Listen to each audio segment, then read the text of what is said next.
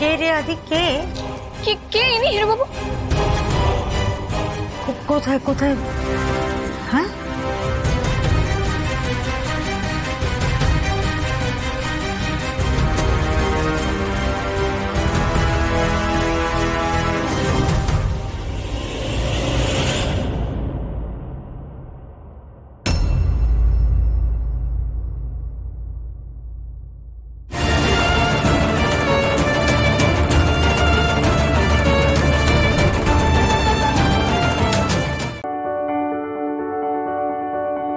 কি করতে এসেছো বলো তো এই বাড়িতে? কি করতে? বিপ্লব? তো যদি এতই বিপ্লব করার শখ থাকে, যাও না রাস্তায় মাঠে ঘাটে নেবে বিপ্লব করো। এই বাড়ি বিপ্লব করার জায়গা নয়। এই বাড়িতে এতদিন যা নিয়ম হয়ে এসেছে সেই নিয়মই চলবে, বুঝেছো? অষ্টমী থাক, এই বাড়িতে এটাই হয়। তুমি চাটা গায়ত্রীকে দিয়ে দাও। না, কেন? আমি দেব। বড় মা, সব সময় একটা কিছু হয়ে এসছে বলে সেটাই যে হয়ে যাবে তার তো কোনো মানে নেই, তাই না? আমি যবে থেকে এই বাড়িতে এসছি আমি দেখছি সব কিছু তুমি করো, সব রান্না বান্না ঘরের কাজ সব তুমি করো, কিন্তু অদ্ভুতভাবে সেটা পরিবেশন করেন ছোট। কি সুন্দর, কত যত্ন করে, কত কায়দা করে বড় মা এই চাটা বানালো আমি দেখলাম। আর তুমি তুমি শুধু এই চাটা নিয়ে গিয়ে প্রথম চুমুকের প্রশংসাটা শুনবে, তাই তো?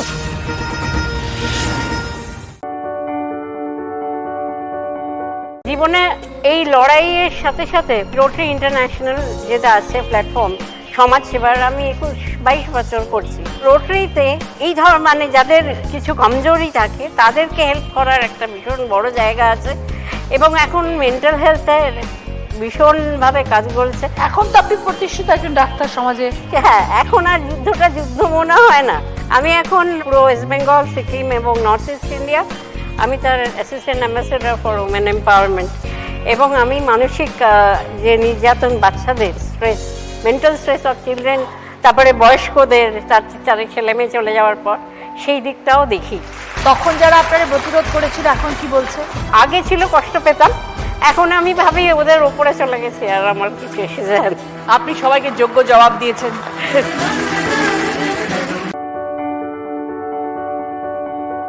প্রতিবন্ধকতা জানিয়ে অ্যারেঞ্জ ম্যারেজ যেমন হয়, 1 বছর পর যখন আমি একটি সন্তানকে সুস্থভাবে সবলভাবে যখন জন্ম দিলাম, আমার বাচ্চাটি যখন বড় হতে লাগলো, আমার স্বামীর মনে হতে লাগলো এত প্রতিবন্ধকতাযুক্ত বউ আমার চাই না, ভাল লাগছে না, এত পাচ্ছি না, সে আমাকে ছেড়ে চলে যায়।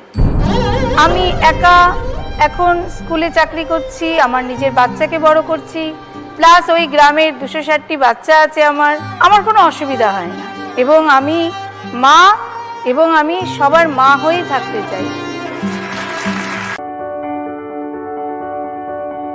তুমি ও বাড়িতে যাও, সমস্ত কেস সলভ করো, আর ওই মহিলাকে প্লিজ সমস্ত কন্ডিশন থেকে মুক্ত করো।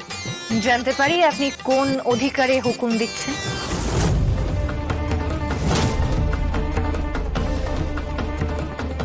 কি মিন করতে চাইছো তুমি? না, বলছি যদি স্বয়ংভূর মায়ের অধিকারে হয় তাহলে তো আপনাকে মানতে হবে যে স্বয়ংভূ মুখার্জিকে আপনি পুত্র হিসেবে মেনে নিচ্ছেন। Impossible, impossible. তাহলে তো এটাও ইম্পসিবল। ওই বাড়ি থেকে স্বয়ংভূকে তাড়িয়ে দিয়েছে, তারপরে কোন অধিকারে ফোন করছেন বলুন তো? ওকে তো পুত্রের জায়গা দেননি, না আপনি না রাজনাথ মুখার্জি। আপনাকে মানতে হবে, আপনাকে মানতে হবে যে স্বয়ংভূ ওই মুখার্জি পরিবারের সন্তান। সূর্য, কার সাথে ফোনে কথা বলছিস? বাড়িতে নাকি তোর বউয়ের সাথে? হ্যাঁ, না ওই একজন ডাক্তার আছে, চ্যাটার্জি গ্রুপ হসপিটালে বসেন, ডক্টর মুখার্জি। সে তো খুব নামী ডাক্তার। ওনার বাড়িতে একটা কেস এসেছে, একটা মেয়েকে কেউ খুন করতে গেছিল। হ্যাঁ sir. Okay sir. Yes sir.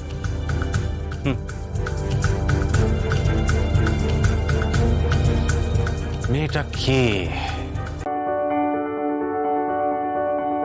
মানলাম সে যা করেছে খুব অন্যায় করেছে, কিন্তু দেখুন অফিসার, সে যা করেছে করেছে, কিন্তু তাকে পেছন থেকে যে ইন্ধন দিচ্ছে তার কোনো শাস্তি হবে না। স্যার আমি মানছি আমার দেওর অন্যায় করেছে, সে আমাকে মারতে চেয়েছে, তার দাদাকে মারতে চেয়েছে, কিন্তু স্যার আপনাকে বলছি আমি সে নিজের বুদ্ধিতে কিছু করেনি। সে নিজের বুদ্ধিতে চলেই না, সে অন্যের বুদ্ধিতে চলে, আর অন্য মানুষটি হচ্ছে তার স্ত্রী। স্যার এর আগেও তো ও বাড়িতে আমি থেকেছি যখন পলাশের বিয়ে হয়নি, কিন্তু বিয়ের পর যখন ও স্ত্রী এ বাড়িতে আসে তখন ও বাড়াবাড়ি করতে শুরু করে।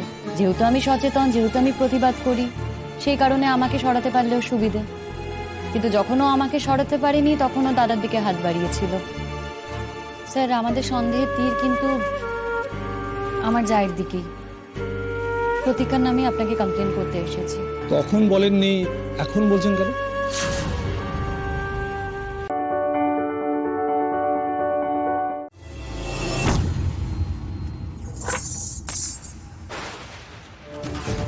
এটা কিসের আওয়াজ হলো? ঘুঙুরের আওয়াজ? ঘুঙুর? না না, ঘুঙুর কোথা থেকে আসবে?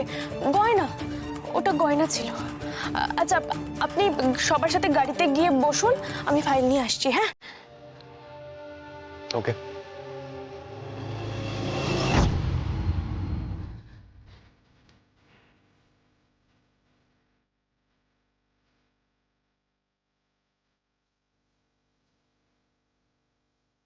আমি যে সত্যিটা চাপা দিয়েছি এতদিন, সেটাকে আমি কোনোদিনও সামনে আসতে দেব না। নাচের কথা আমি কোনোদিন ভাববো না। এটাই আমার জীবনের সব থেকে বড় সত্যি।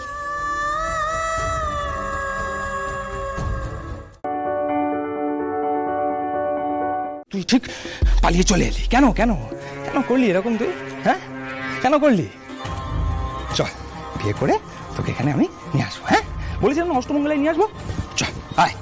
স্কাউন্ডারেল! এই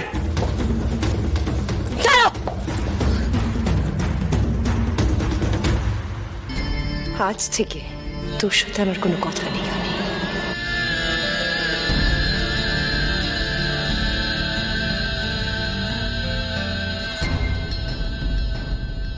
এই ছেলে একদম গুন্ডামো করবে না তুমি আমাদের বাড়িতে। এটা একটা ভদ্রলোকের বাড়ি। তোমার সমস্যা তো শ্যামলীকে নিয়ে, তাই না? এই শ্যামলীকে তুমি বিয়ে করতে চাইছো, তাই তো?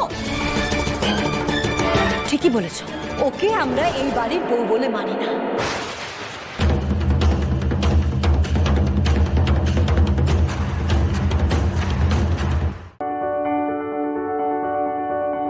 আজকে তোমাকে বাড়ি একা ফিরতে হবে। আজ আমি তোমাকে ড্রপ করতে পারবো না। আসলে আমি বাড়ি ফেরার পথে ওকে ড্রপ করে দিতে চাই। আই মিন আমার হবু বউকে, বুঝতেই তো পারছো। স্যার আমার তো মনে হয় না আমি কখনো আপনার কাছে লিফট চেয়েছি বলে। আপনি কিন্তু নিজে থেকেই আমাকে লিফট দিতে চাইতেন। আর আরেকটা কথা, কাল থেকে আমি অফিসে বেরোবার সময় আমার বাড়ির রাস্তায় দাঁড়িয়ে থাকবেন না প্লিজ। আর যদি থাকেন তাহলে আমায় কিন্তু আপনার হবু বউকে বলতে হবে।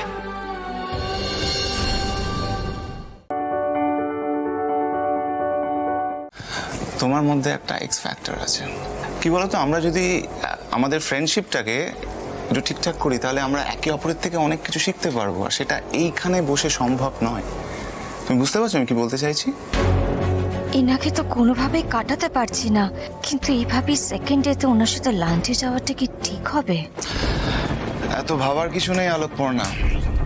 ট্যাংরার কাছে একটা নতুন রেস্টুরেন্ট খুলেছে, আমি টেবিল বুক করে দিয়েছি, নিরিবিলি। চলো প্লিজ, না করো না প্লিজ। যোগু দাদা গো, কিছু একটা উপায় তো করো। Let's go Alokparna. আসতে পারি?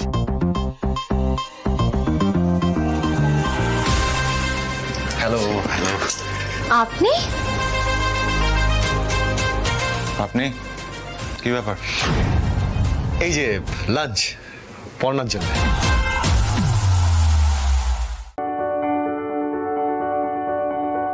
সম্পর্কে তুমি আমার বৌদি হতে পারো, কিন্তু তোমাকে কিন্তু আমি আমার ছোট্ট বোনের মতনই দেখি।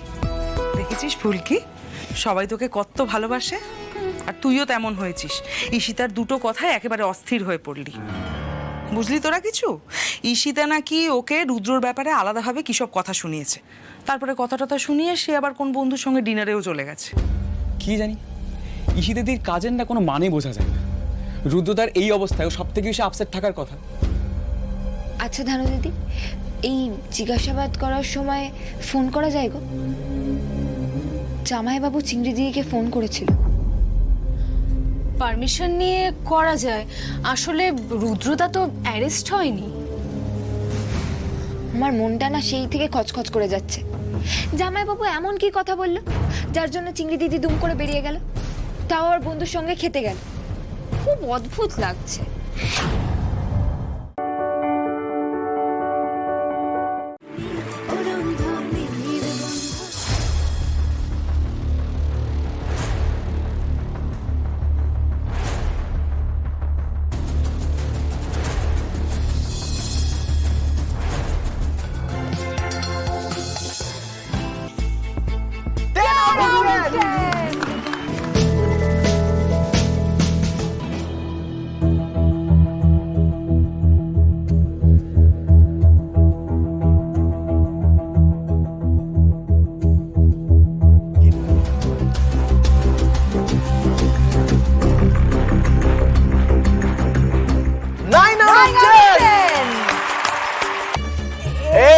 Out of 10। তার মানে আজকে ননদ বৌদি এপিসোডের উইনার ভাস্বতী এবং সমিতা।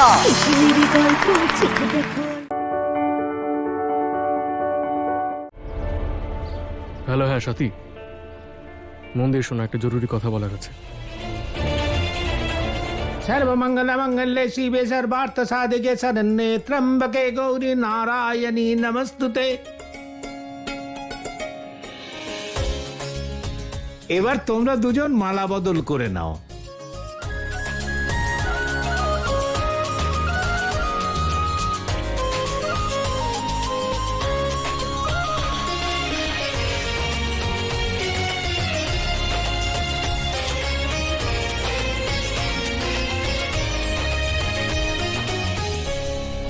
হে সন্তোষী মা, আমাদের আশীর্বাদ করুন যাতে আমরা প্রত্যেক জন্মে একসঙ্গে থাকতে পারি, আগামী সমস্ত বিপদের সম্মুখীন হতে পারি।